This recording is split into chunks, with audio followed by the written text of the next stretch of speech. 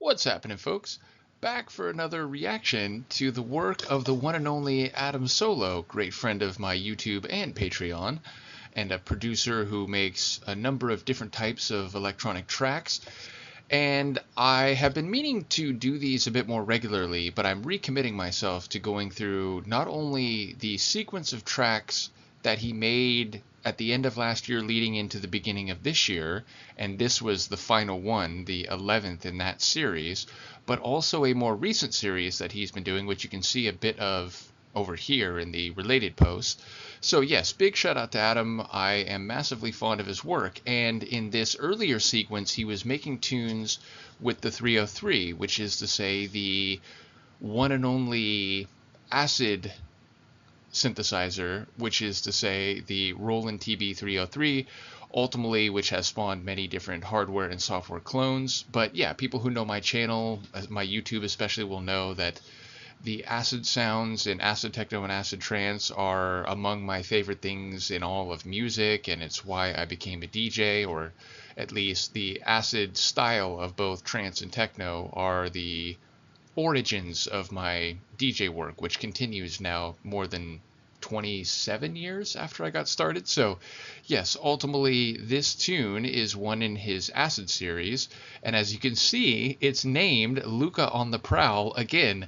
And indeed, it does very much have a dark and wicked and mischievous sound like Lucca, my kitty cat, who is visible in many of my YouTube videos. So yes, if you didn't know Adam Solo's work, I recommend you come and check out his Patreon, where he has many things very publicly available. So yeah, ultimately, let's give it a listen. I would say this is dark, subterranean acid techno. It's the kind of acid techno that is fit for a warehouse party or an underground techno event, so very much in the vein that I enjoy. Let's give it a listen. This is Adam Solo, track 11, Lucca on the Prowl, again.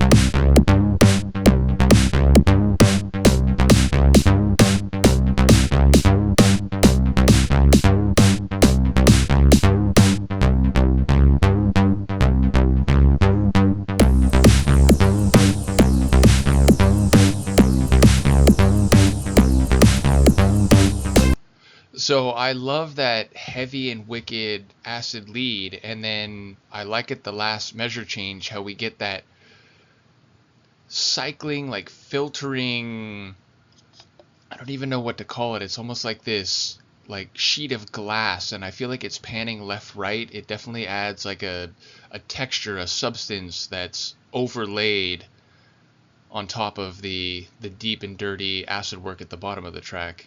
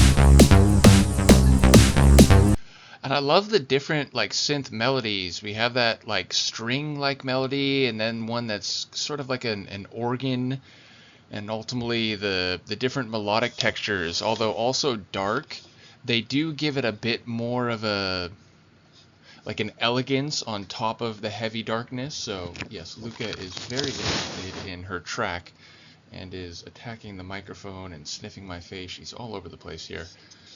Yes, yes, we know it's your tune. Can you please? Okay. And it's as you see Kim mentioning here, there's almost like a bit of a meow in the track. One of those synth melodies has a bit of a mournful cat meow to it. Would you stop?